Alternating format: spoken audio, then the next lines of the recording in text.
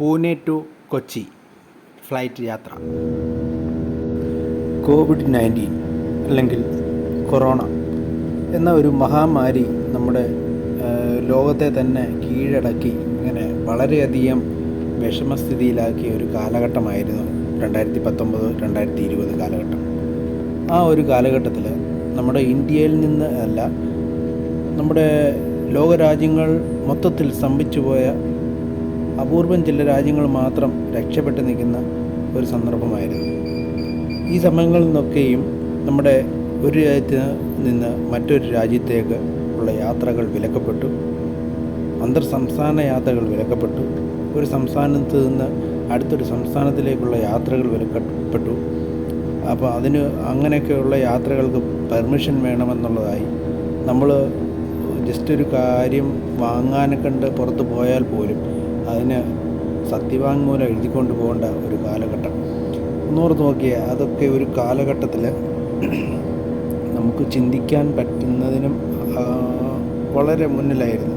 കാരണം ഇനി വരുന്ന ഒരു തലമുറയ്ക്ക് ചിലപ്പോൾ ഇത് പറയുമ്പോൾ കൗതുകമായിരിക്കും, വെറുതെ ആയിരിക്കും ഇവർ പറയുന്നത്, ചുമ്മാതായിരിക്കും എന്നൊക്കെയുള്ള ഒരു രസം എന്നല്ലാതെ പറയാൻ വയ്യ. അങ്ങനെയൊക്കെയുള്ളൊരു കാലഘട്ടത്തിൽ നമ്മൾ പൂനെ എന്ന ഒരു ദേശത്ത് അകപ്പെട്ടു. മധ്യപ്രദേശിലായിരുന്നു. അവിടെ നിന്ന് കൊറോണയുടെ സമയത്ത് നമ്മൾ സിറം ഇൻസ്റ്റിറ്റ്യൂട്ട്, അതായത് കൊറോണയുടെ വാക്സിൻ നിർമ്മിക്കുന്ന ഒരു കമ്പനിയായിരുന്നു സിറം ഇൻസ്റ്റിറ്റ്യൂട്ട്.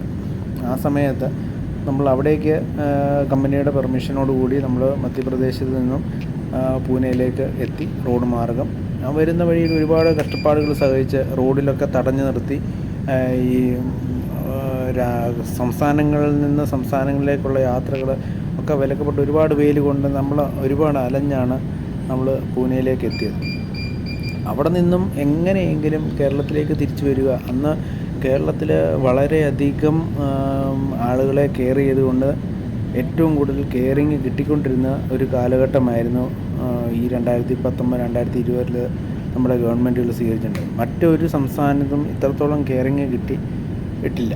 ആ ഒരു സമയത്ത് നമ്മൾ പൂനെയിൽ നിന്നും നാട്ടിലേക്ക് വരാൻ വളരെയധികം ബുദ്ധിമുട്ടി. ആ സമയത്തും ഫ്ലൈറ്റുകളൊക്കെ ബന്ധായി നിൽക്കുന്ന സമയം. അതിനുശേഷം ഫ്ലൈറ്റുകൾ കുറേ നാളുകൾക്ക് ശേഷം, എനിക്ക് തോന്നുന്നു ഒരു മാസത്തിന് മേളിലെങ്ങാണ്ട് സ്റ്റോപ്പ് ചെയ്ത് വെച്ചു, ഓർക്കുന്നില്ല. ആ സമയത്ത് നമ്മൾ ഫ്ലൈറ്റ് ചാലുവായി. രണ്ടാമത്തെ ഫ്ലൈറ്റിനാണ് നമുക്ക് ടിക്കറ്റ് കിട്ടി. അതിന് കയറി വരുന്ന ഒരു സീനാണ് ഈ കാണുന്നത്. അപ്പോൾ ഈ ആകാശത്തിൻ്റെ മുകളിൽ നിന്നും താഴേക്ക് നോക്കുമ്പോൾ എങ്ങനെയാണ് എന്നുള്ളൊരു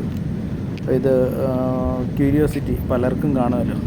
അപ്പം അതൊന്ന് കാണിക്കുക എന്നുള്ളതാണ് നമ്മൾ ഉദ്ദേശിച്ചിരിക്കുന്നത്. ഒരുപാട് പേര് ഫ്ലൈറ്റിൽ യാത്ര ചെയ്തിട്ടുണ്ട്. യാത്ര ചെയ്യാൻ സാധിക്കാത്ത ഒരുപാട് പേരുണ്ട്. അവർക്ക് വേണ്ടിയാണ് നമ്മുടെ ഈ വീഡിയോ. അപ്പോൾ ഇങ്ങനെയൊക്കെയാണ് ആകാശത്തിൻ്റെ മുകളിൽ, ആ മേഘത്തിൻ്റെ മുകളിൽ കൂടി കണ്ടില്ലായിരുന്നു ഫ്ലൈറ്റ് പറക്കുന്നതും. അതിന് ശേഷം മേഘത്തിനിടയിലൂടെ താഴേക്ക് വന്ന് ലാൻഡ് ചെയ്യുന്നതൊക്കെയാണ് നമ്മൾ കണ്ടത്. അപ്പോൾ നമ്മൾ കൊച്ചി ഇൻ്റർനാഷണൽ എയർപോർട്ടിലേക്കാണ് നമ്മൾ വന്നിറങ്ങിയിരിക്കുന്നത്. അപ്പോൾ നമ്മുടെ വീഡിയോ എല്ലാവർക്കും ഇഷ്ടപ്പെട്ടു എന്ന് കരുതുന്നു. നമ്മുടെ ചാനൽ ദയവായിട്ടൊന്ന് സബ്സ്ക്രൈബ് ചെയ്യുക. അപ്പോൾ ഇത്രയേ ഉള്ളൂ നമ്മുടെ വീഡിയോ. പുതിയ വീഡിയോകളുമായി ഇനിയും കടന്നു വരാം. ഈ വീഡിയോ ഒരു ഫയൽ ചിത്രമായി നമ്മൾ ഗൂഗിൾ ഡ്രൈവിൽ സേവ് ചെയ്ത് വെച്ചിരുന്നതാണ്.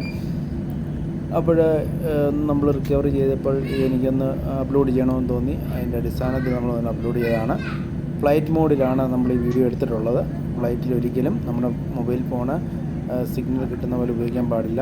ഫ്ലൈറ്റ് മോഡിലിടുക, അല്ലെങ്കിൽ സ്വിച്ച് ഓഫ് ചെയ്യുക എന്നാണ് നമുക്ക് അതിൽ അറിയിപ്പ് കിട്ടുന്നത്. ഓക്കെ, അപ്പോൾ എല്ലാവർക്കും നന്ദി, നമസ്കാരം.